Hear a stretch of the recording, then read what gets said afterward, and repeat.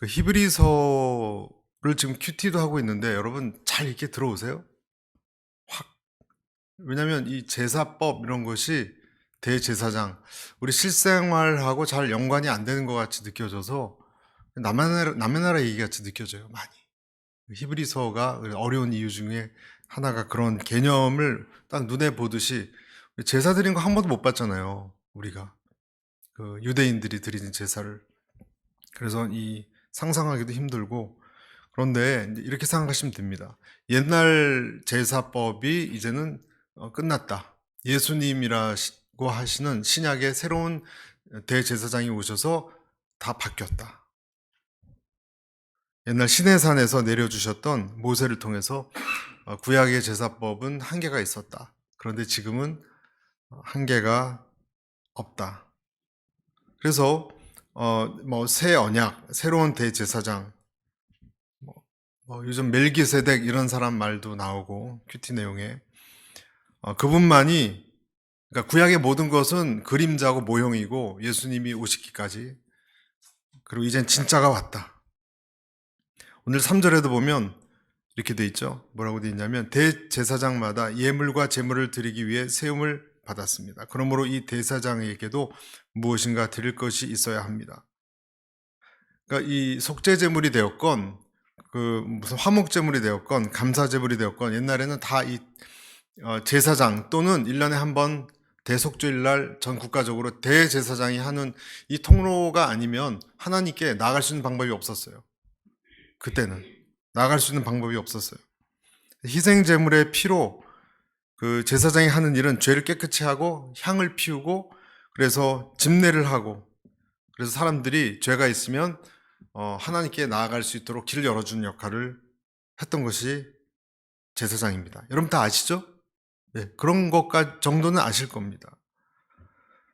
그리고 오늘 여기서 새 대제사장도 뭔가 드릴 것이 있어야 된다. 근데 그게 뭔지는 답해주지 않고 있어요. 약간 뒤로 미루고 있습니다.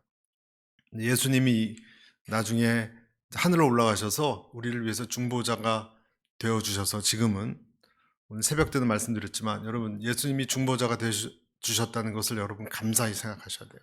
그래서 크리스찬들은 절대로 외로워, 난 혼자야 생각하시면 안 돼요. 항상 누가 계세요? 계세요. 그래서 기도를 하면 내가 기도할 때 옆에서 이렇게 기도해 주신 분이 계신 거예요. 저희 딸은 본인이 기도할 때 제 엄마하고 아빠하고 기도한다는 거를 의식하죠. 떨어져 있지만. 그런 것처럼 우리 아이들은 기도하는 부모가 있으면 자기를 위해서 중보하는 사람이 있다는 걸 아는 것처럼, 마찬가지로 우리 내면에 성령님이 때로는 탄식도 하시고 때로는 기뻐도 하시고 하면서 같이 동반자로, 여러분 마라톤 뛸 때 옆에서 같이 뛰어준 사람 있잖아요. 그렇게 하시는 분이 성령님이시고 예수님이세요. 예수님이 하늘에 올라가셔서 중보자가 되어주시는 그런 일이 이제는 됐다는 거예요. 신약 시대에는. 그러니까 구약과 신약을 계속 비교하면서 이 제사법에 대해서 얘기하는 것이 히브리서다. 이제 이번 주말에 여러분이 순별로 이야기 나눌 때 그런 것을 염두에 두시면 좋을 것 같습니다. 근데 저는 오늘 이 내용을 가지고 두 가지를, 너무 중요하기 때문에 두 가지를 꼭 여러분들이 마음속에 담아두셨으면 좋겠어요. 두 가지. 몇 가지요? 두 가지. 첫째는 뭐냐면 저를 따라서 제사는 중요하다. 제사가요, 여러분 중요합니다. 요즘 현대인들은 제사 그러면 고대의 무슨 의식이라고 그냥 생각합니다. 단순히. 옛날 야만인들이 드렸던 무슨 그런 제사겠지. 제사가 왜 필요하냐? 죄 없는 짐승들을 도살해가지고 말이죠. 왜 태우느냐 또. 징그럽고 야만적이다. 막 털도 날리고 막 피비린내 나고 그렇게 생각합니다. 그렇지만 정말 그렇습니까? 의미가 없는 것이라면, 그냥 의식뿐이라면 그렇게 성경에서 이 부분을 계속적으로 중요하게 다뤘겠습니까? 여러분 이렇게 한번 생각해 보세요. 여러분이 굉장히 억울한 일을 당했으면 여러분 그것을 누가 해결해 줍니까? 지금 현대 정부나 경찰이 누가 큰 상해를, 집에 우리 가족을 막 고통을 줬어요. 몸이 완전히 그냥 크게 다쳤거나 집이 불탔거나 다 도둑질해 갔거나 내 비즈니스를 완전히 다 그냥 파괴시켜버린 사람들이 있었다 하면 여러분 평생을 내가 일했는데 다 없어졌어요. 강탈당했어요. 여러분 누가 도와줍니까? 미국 땅에 누가 도와줍니까? 만약에 이곳이 남미 같은 갱단들이 왔다 갔다 하는 땅이면은 여러분 호소할 곳이 없어요. 그러나 법이 살아있는 곳에서는 우리가 법정에 갈 수 있어요. 그렇죠? 가면 여러분을 위해서 중재하는 사람이 있어요. 그래서 공권력이 발동이 되어서 여러분에 대해서 전부 서베이하고 조사하고 정말 이 사람이 보상받아야 된다 하면 변호사가 그 일을 나서서 여러분에게 보상해 줍니다. 그러니까 현대에도 제사가 필요한 거예요, 여러분. 지금도 우리는 다른 이름으로 부르고 있지만 중재자, 중보자가 어디든 있습니다. 억울한 사람에게 중보자가 꼭 있습니다. 국선 변호사건. 그러니까 우리가 제사법 그러면 다른 얘기가 아니에요. 똑같은 개념이에요. 그러니까 현대화된 우리는 그 제사를 일종의, 왜냐하면 우리가 도움을 청해서 거기서 어떤 효력이 미치잖아요, 나한테. 중재자를 통해서 내가 원하는 것을 요청해서 그 효과가 오잖아요. 현대화된 제사를 나름대로 들고 있는 거예요. 개념만 현대화됐을 뿐이지. 그런데 여러분, 이제 이 부분이 중요한데요.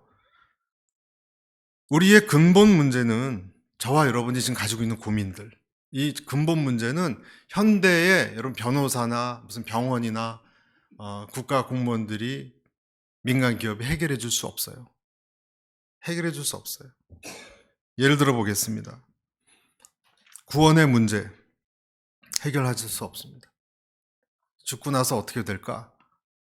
속 시원하게 해결해 준 그런 디파트먼트가 있습니까? 없습니다. 정신적인 불안, 여러분이 지금 가진 정신적 불안 누가 해결해 줍니까?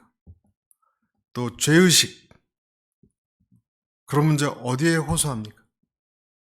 이런 것은 우리가 흔히 정신적인 문제, 깊은 문제라고 얘기하지만 모든 정신적인 문제의 핵심에는 영적인 것이 들어있어요. 모든 것이. 사람의 고통, 이런 괴로움들은 알고 보면 여러분 육체적인 것이 아니에요. 여러분 사람이 굉장히 힘들어하는 것이 말 같은 거거든요.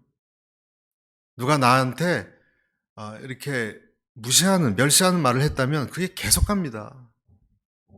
내가 어느 곳에 모함을 당하고 만약에 하지도 않았는데 모함을 당하고 또 멸시당하고 그러면 여러분 이것이 육체 문제입니까? 우리의 괴로움은 육체 문제가 아니에요. 대부분. 물론 스크래치 당해서 피가 나서 그런 것도 있지만 정신적인 거고, 정신적인 것의 핵심은 영적인 거예요.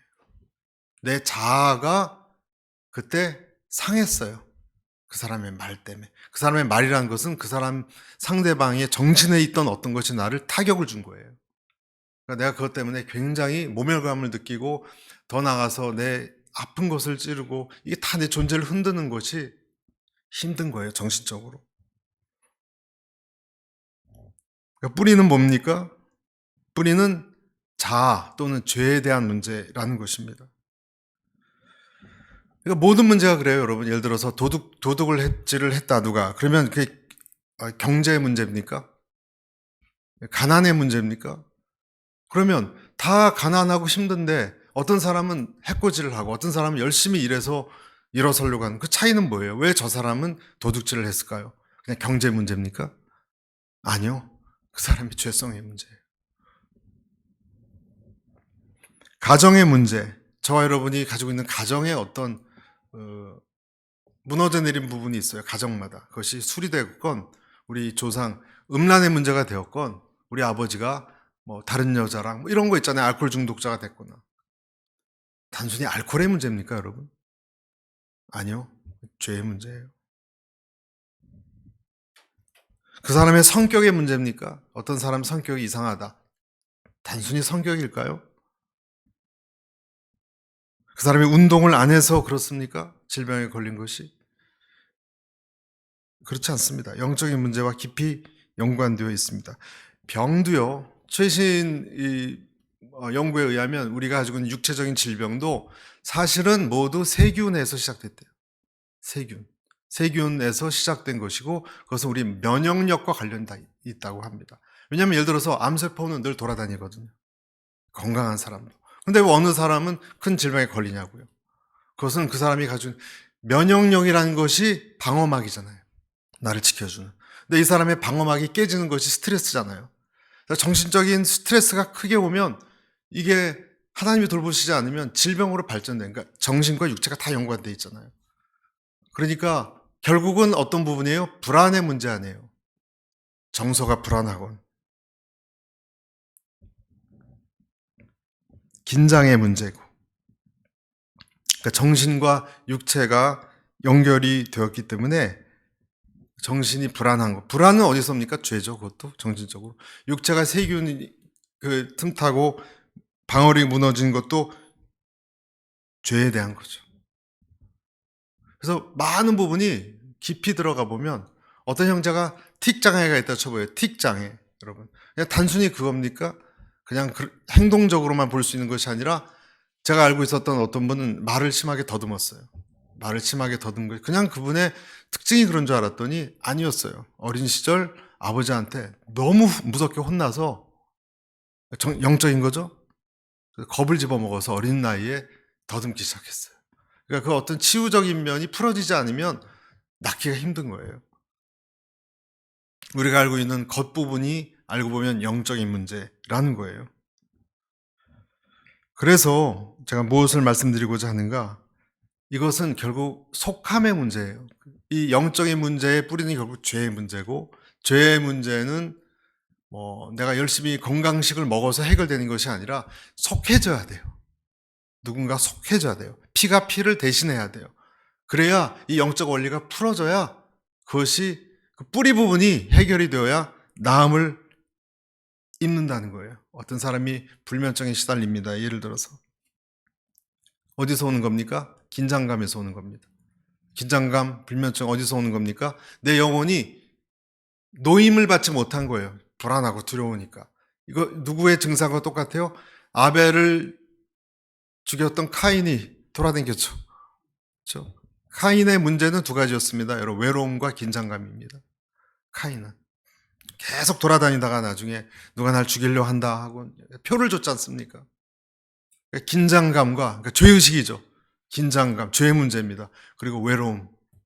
이것이 해결이 안 되니까 정신적으로 여러 가지 강박장애도 있고, 우울증, 조울증, 공황장애, 불면증. 여러분, 이런 것으로부터 우리가 노임받기 위해서는 결국 뿌리 부분이 해결돼야 할 줄로 믿습니다. 아멘. 그래서 대제사장이 필요한 거예요.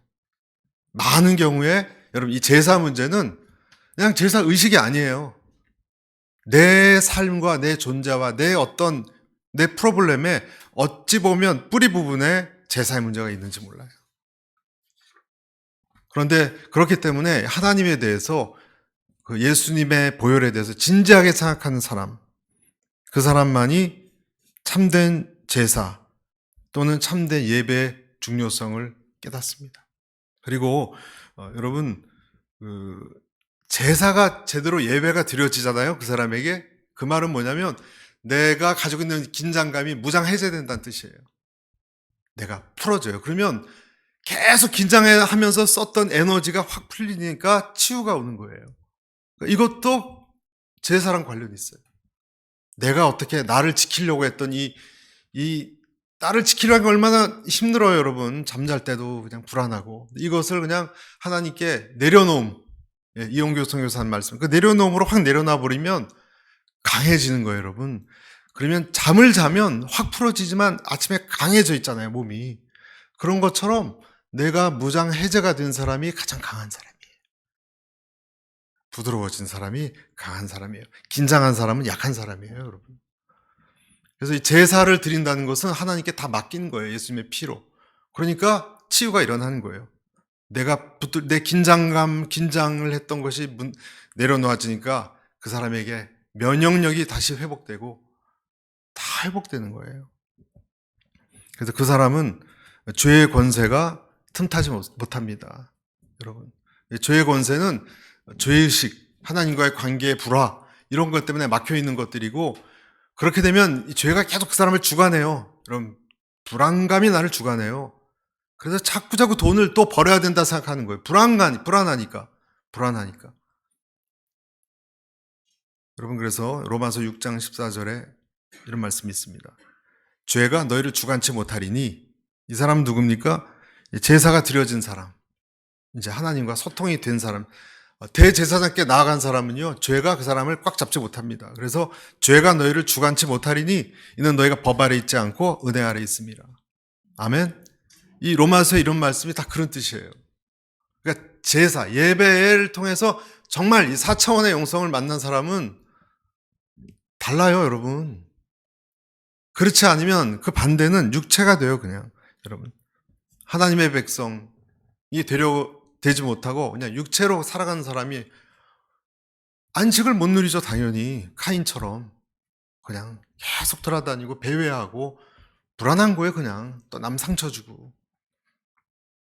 그 사람은 죄가 그 사람을 주관하기 때문에 그래요. 그런데 제사로 뚫린 사람은, 하늘과 내가 열린 사람은 주관하지 못합니다. 그래서 대제사장이 누구냐? 제가 말씀드린 하늘과 나를 연결시키는 통로의 역할, 게이트키퍼예요. 이 사람이 예수님이라는 거예요. 중재하기 위해서 나아가는 사람. 죄가요, 여러분, 히브리어로 하타란 말로도 표현하는데, 하타아가 무슨 뜻이냐면요, 글자적으로 분해해 보면 아주 죄의 속성을 적나라하게 보여줍니다. 하타, 하 또는 헤트는 울타리라는 뜻이에요. 자, 머릿속에 그려보세요, 여러분. 죄가 뭐냐? 울타리입니다. 하, 타, 뱀이란 뜻이에요. 뱀, 테트 또는 타, 뱀이란 뜻이에요. 울타리와 뱀이 있습니다, 지금. 그리고 알레프, 아는 본성이란 뜻이에요. 본성. 그러니까 합쳐보면 무슨 말이 나오죠? 세계 알파벳을, 히브리 알파벳을 연결시켜보면 울타리 속에 있는 뱀의 본성이에요. 이게 죄예요. 여러분, 울타리는 뭡니까? 여러분이에요. 여러분 속에 있는 뱀의 본성이에요. 그게 죄예요. 히브리어의 그 분석을 해보면. 그러니까 내 각 사람의, 하나님 모르는 사람의 이 자아의 처소라 그러죠. 이 텐트처럼 이렇게 쳐져 있는 이 속이 뱀의 본성이 우글거린다는 거예요. 인간이. 저는 처음 기독교 믿을 때 이게 이해가 안 갔어요. 나같이 착한 사람이 무슨 죄인이냐, 이렇게 생각을 했어요.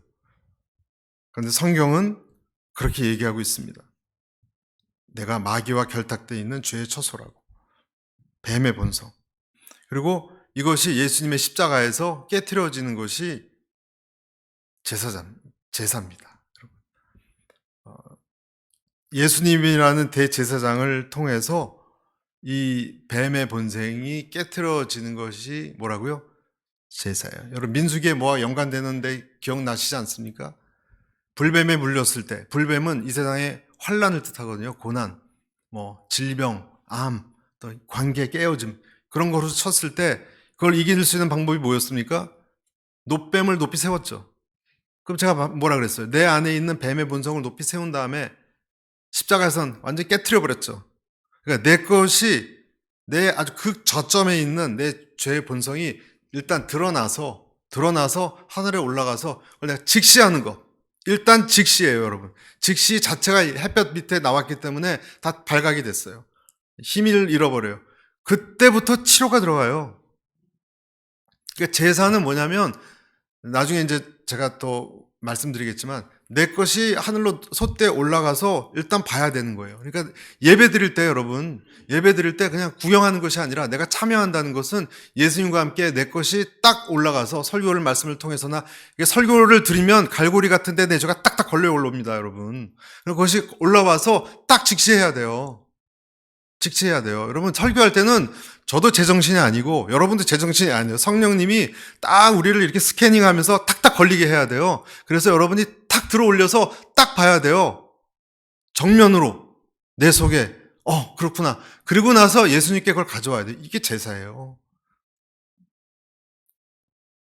그런 것이 없이 그냥 저건 우리 남편이 들어야 되겠다. 그러면 난 제사에 참여하지 못한 거예요. 그러니까 예배가 안 이루어지면 치유도 안 일어나요, 여러분.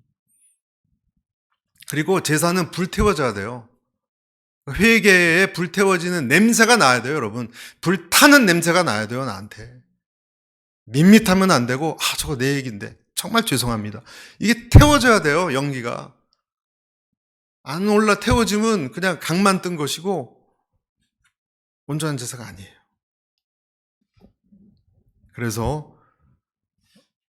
예수님이 다시 내 왕좌에, 예수님이 왕이 되시는 거 아니에요. 그렇죠? 노뱀이 죽고. 그러면 내 삶의 왕자가 되시면 인생의 구조 재조정이 일어납니다. 예배를 딱 잘 드리면 나쁜 머리가 깨지고 인생의 오더가 다시 잡혀요. 생각의 오더가 다시 잡혀요. 영적 재조정. 그러면 그때부터 예수님이 왕이 됐으니까 그분이 하시는 말씀이 중요해집니다. 그래서 여러분이나 제가 정말 제사를 잘 드린 사람인 걸 어떻게 아냐면 이게 주님의 말씀인 게 확실하면 여러분이 그것을 두려워하느냐예요. 두려워하지 않으면 여러분은 제사 드리는 게 아니에요. 그렇지 않습니까? 그 왕국에 속한 게 아니잖아요. 왕의 말을 안 듣는데. 그렇죠? 왕의 말을 안 들으면 왕국민입니까? 옆에 나라 사람이죠, 그냥. 구경 온 사람이에요.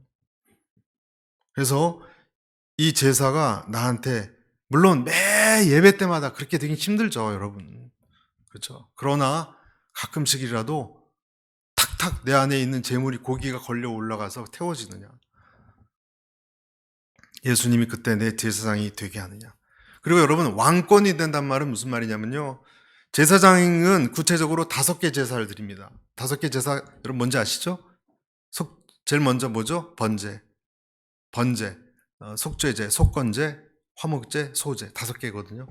근데 여기서 그 속죄제는 그냥 하나님께 신앙 행위예요. 일반적인 영광 올려드리는 제사예요. 죄를 안 지어도 그렇게.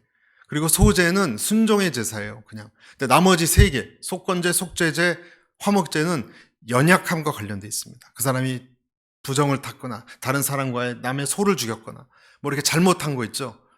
그리고 내 어떤 질병에 대해서 또는 어떤 재판에 관련된 거 이런 것이 다 이런 데 걸립니다. 그러니까 주님이 내 대제사장이 됐다는 말은 내 연약함의 모든 정결하게 하건 누구와 싸웠건 이 모든 문제에 있어서 대제사장의 집례대로 말을 드려야 되는 거예요. 그 왕권이 그 모든 생활면에 미친다는 뜻입니다.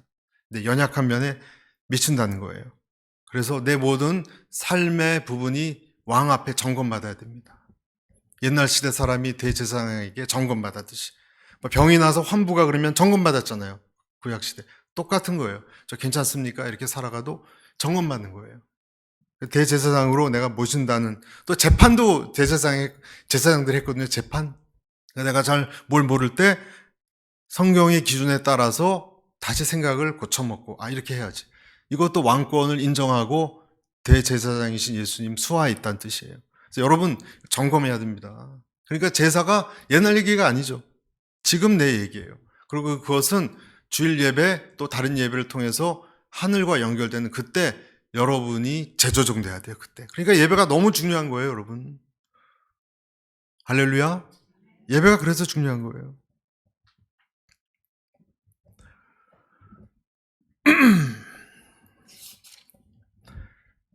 이것에 내가 보고 그리고 내 자신을 제물로 드리고 그리고 소유당하는 겁니다. 이제 이 부분을 제가 좀 더 이제 예수님이 대제사장이다. 제사가 중요하다. 이제 첫 번째입니다. 두 번째는 무엇인가? 자, 같이 한번 읽어볼까요? 시작. 제사는 마음이 변형되는 것이다. 무슨 말씀이냐? 10절 한번 보십시오. 주께서 말씀하신다. 이것은 그날 후에 내가 이스라엘 집과 세울 언약이다. 내가 내 율법을 그들의 생각 속에 넣어주고 그들이 마음에 새길 것이다.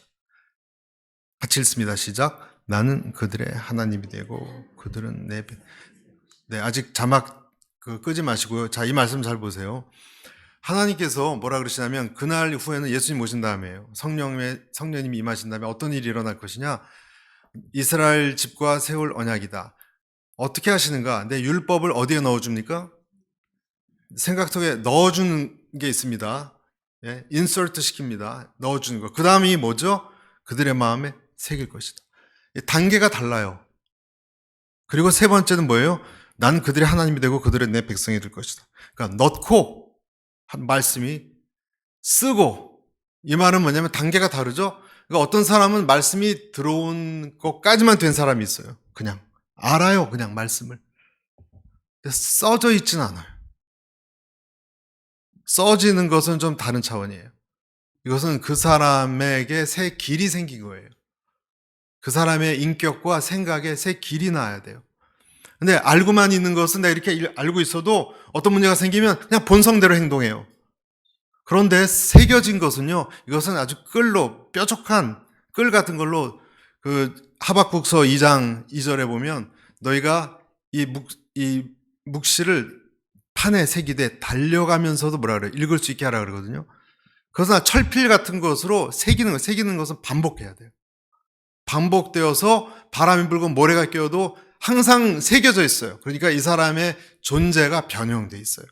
다시 말해서 어떤 반응이 딱 들어왔을 때 이렇게 치고 나가는 반응을 이젠 하지 않고 딱 이런 자극이 왔을 때 이렇게 나가요. 왜냐하면 길이 생겼어요. 이제 다르게 반응해요. 무조건 화내거나 그렇지 않고 다른 식으로 얘기한다거나, 또는 어떤 어려움이 왔을 때 하나님이 왜 이런 일을 주셨을까 이런 식으로 생각한다거나, 이 흐름이, 생각의 흐름이 달라요. 왜냐? 말씀이 들어왔고 그 다음에 새겨졌기 때문에. 새겨진다는 것은 뭐라고요? 옛날 내 생각에, 우리가 지난주 봤지 않습니까? 하나님 말씀은 살았고 운동력이 있어 관절과 찌르고 쪼개는 역할이 뭐냐? 옛날 내 골수는 부드러운 부분이에요. 깊은 부분, 관절, 딱딱한 부분이에요. 이거 찌르고 쪼개고 해서 일부분, 10분의 1 정도 부분부터 변형시켜 나가요. 내 생각을. 그렇죠? 그러면 이 사람이 지정의, 내 지식이 달라지고, 논리가 달라지고, 감정이 달라지고. 옛날에 기분 나빴는데 이제 기분 나쁘지 않아요. 왜냐면 이해가 가니까. 예를 들어서 이런 거예요. 누가 뭐라 그러면 생각해보니까 내가 주인이니까 내가 고쳐야 되겠구나 라고 기분이 안 나빠요. 하나님의 음성으로 들으니까. 이 사람을 통해서 하나님이 얘기하신 거다라고 생각하면요, 여러분 기분은 안 나쁩니다. 하나님이 여러분에게 말씀하시는데 기분 나쁠 사람이 있습니까? 사람이 얘기하니까 기분 나빴지. 그러니까 생각의 회로를 바꾸니까 감정이 달라졌죠. 지성이 달라지고 감정이, 그러니까 행동이 달라지죠. 변형이 되죠. 변형이 됐죠.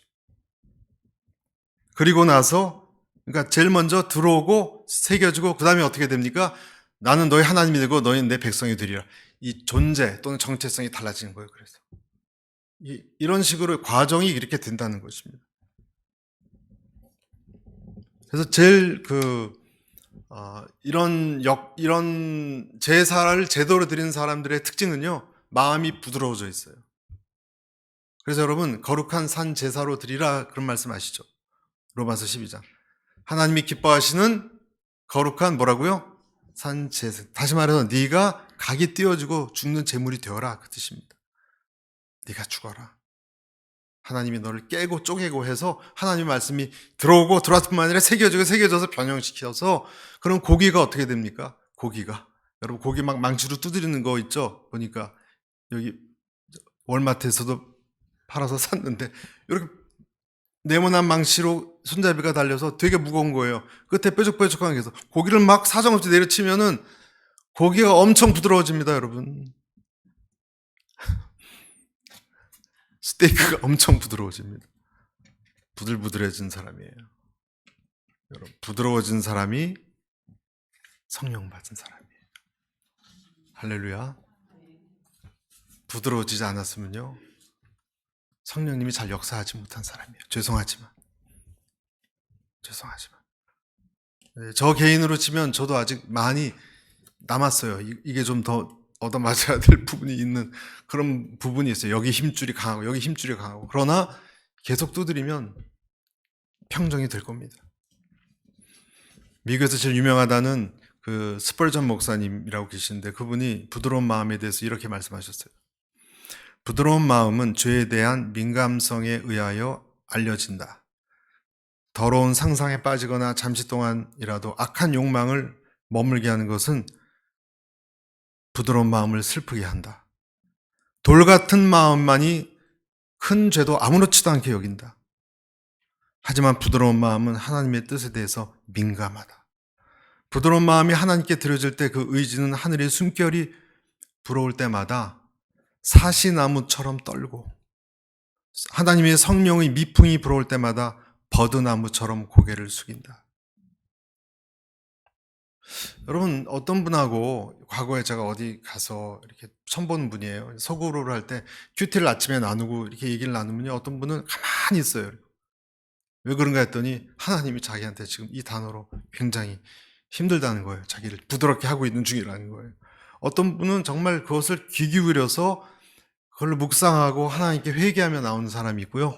어떤 사람은 그냥 이렇게 무슨 주식 숫자 지나가듯이 말씀이 그냥 지나가요. 그냥 나하고 상관이 없어요.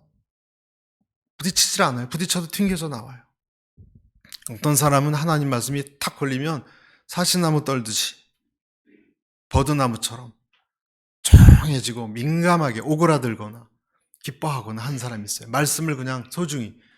어떤 사람은 아무리 강하게 그 사람의 죄에 대해서 얘기하건 위로를 해줘도 그냥 팔짱 끼고 주식이 이렇게 여러분 증거 투자한 데 가면 이렇게 흐르잖아요. 그건 뭐 무슨 주식은 얼마 올랐다 지나가듯이 그런 사람이 있어요. 부드러워진 마음은 민감하다는 거예요. 부드럽지 않은 마음은요, 망치로 쳐도 찌그러지지 않는 쇳덩이 같은 마음입니다. 왜 그럴까요, 여러분? 강팍한 마음 또는 딱딱한 마음, 완고한 마음, 왜 그럴까요? 어떤 마음은 부드러워지는데 어떤 마음은 왜 이렇게 딱딱할까요? 왜 그렇죠?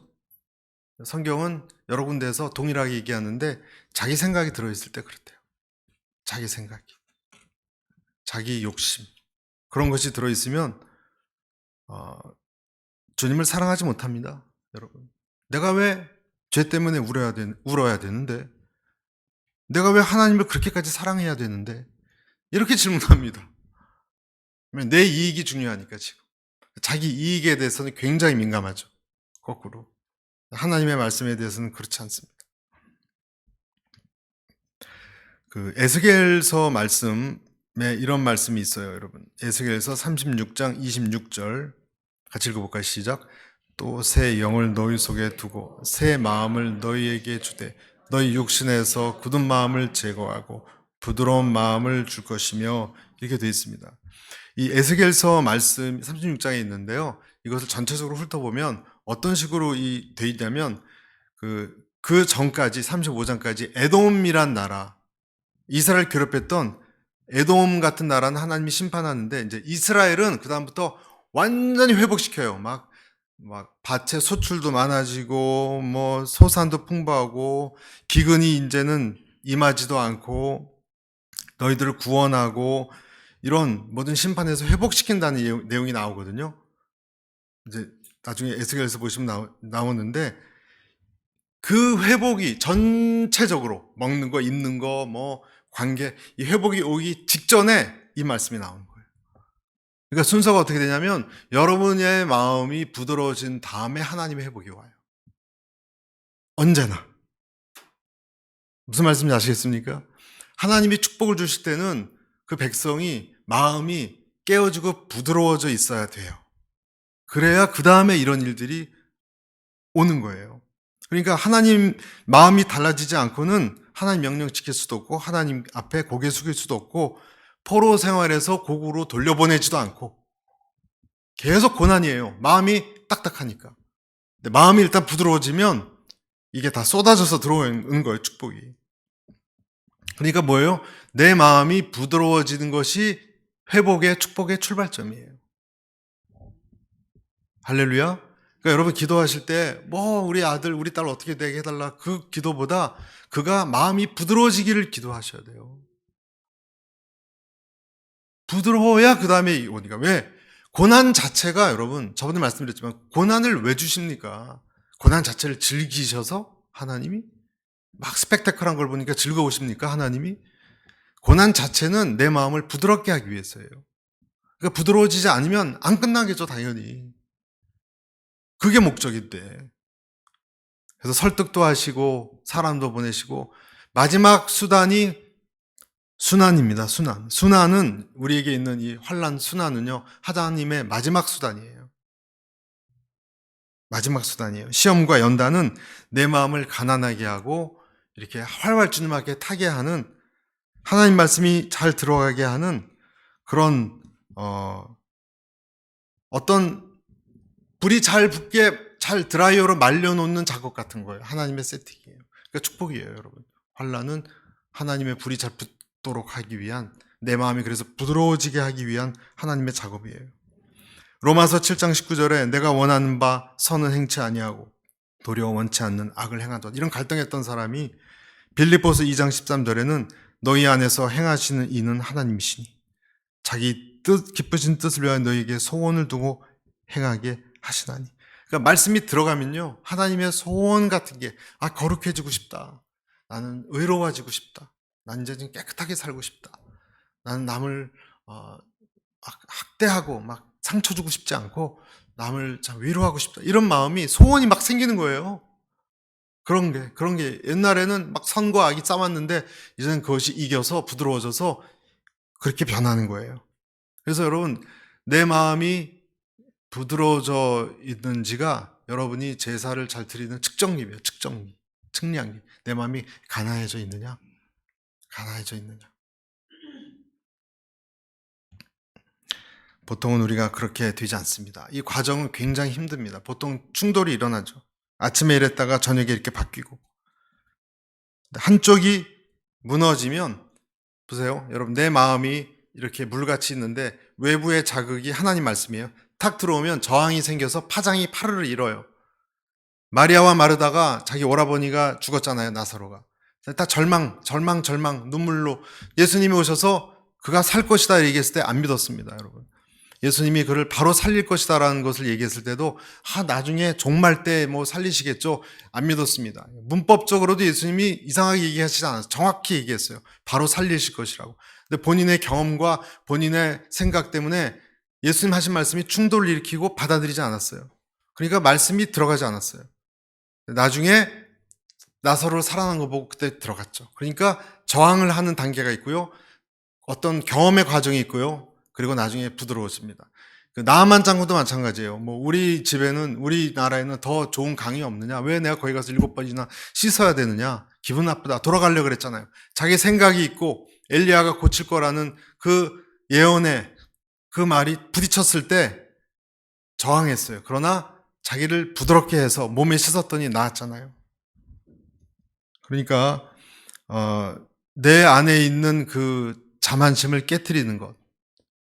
어떤 목사님이 방송에 나와서 그 새롭게 하소서인가요? 거기 나왔는데 이런 말씀 하시더라고요. 우울증, 불면증으로 고생했는데 왜 이렇게 목사님 우울증, 불면증으로 잠도 못 주무시고 몇 년 동안 그랬습니까? 그랬더니 목사님이 이렇게 말씀하세요. 용납할 수 없는 분노래요. 왜 분노가 있습니까? 어떤 부당한 대우를 받았대요. 그것이 자기의 자존감에 상처를 주고 내 자아 정체성을 허물고 삶의 의미까지 없애게 해서 복수하고 싶은 마음이 목사님인데 가득 차서 잠을 못 잤다는 거예요. 그런데 잠을 못 자고 있는 어느 날 하나님의 음성인지 너는 좀 부당한 대우를 받으면 안 되냐? 라는 깨우침을 받았대요, 자기가. 너라고 뭐 특별한 사람이냐? 내까짓 게 뭐라고? 예수님도 그런 대우를 받으셨는데 그 생각이 지배하니까 다 풀리기 시작하더래요. 할렐루야. 북한에 24년 동안 수십 번 들락날락 하면서 경제적인 의료적 도움을 주셨던 임현수 목사님이라고 계세요. 북한에. 여러분 아주 간증이 은혜로웠습니다. 북한 사역자인데 어느 날 체포되어서 북한에서 사형 선고를 받았어요. 그렇게 인도적 차원에서 많은 돈을 남한에서 끌어다 도와주고 정부도 도와주고 그랬는데 돌아온 것이란 게 결국 사형이라니 너무나 화가 많이 나고 분노가 일어났는데 그때 예수님이 떠올랐다고 합니다. 십자가에서 침뱉음 당하고 조롱당하고 따귀를 맞으셨는데 나는 침뱉음과 아무리 북한이지만 따귀를 맞지는 않았대요. 그래서 자기 억울함이 묻혀버렸대요. 그러니까 어떻게 된 겁니까? 자기의 딱딱한 마음의 중심이었던 자존심이 높고 부드러워진 거예요. 고린도후서 10장 4절 우리의 싸우는 무기는 육신에 속한 것이 아니요 오직 어떤 견고한 진도 무너뜨리는 하나님의 능력이라. 모든 이론을 무너뜨리며 하나님 아는 것을 대적하여 높아진 것을 다 무너뜨리고 모든 생각을 사로잡아 그리스도에게 복종하게 하니. 여러분, 진정한 하나님의 능력은요, 뭐 산을 들어서 바다에 던지는 것이 아니고 그런 것이 아니고 그만한 사람의 마음을 복종시켜서 예수님께 무릎 꿇게 하는 능력이 하나님의 최고의 능력이에요. 그래서 만약에 어떤 사람이 그렇게 변했잖아요. 확실하게 하나님이 역사하신 거예요. 그것은 뭐 병이 나은 것보다 더 큰 기적이에요. 그것은 내 마음이 부드러워졌느냐. 불붙기 싫어하고 마련해 놓은 장작불, 그것이 여러분 환난입니다. 여러분과 제 마음이 부드러워질 수 있기를 바랍니다. 두 가지 말씀드렸습니다. 오늘 여러분, 우리 삶의 핵심은 제사입니다. 제사고요. 그 제사에 또 연관되는 또 하나의 핵심은 뭡니까? 내가 산 제물이 되는 거예요. 그렇죠? 산 제물이 되는 것은 말씀이 들어와서 새겨지고 내 변형시켜 가는 거예요, 나를. 그리고 부드러워져 가는 거예요. 그러면 참 제사를 드릴 수 있어요. 그 사람이 가장 파워풀한 사람입니다.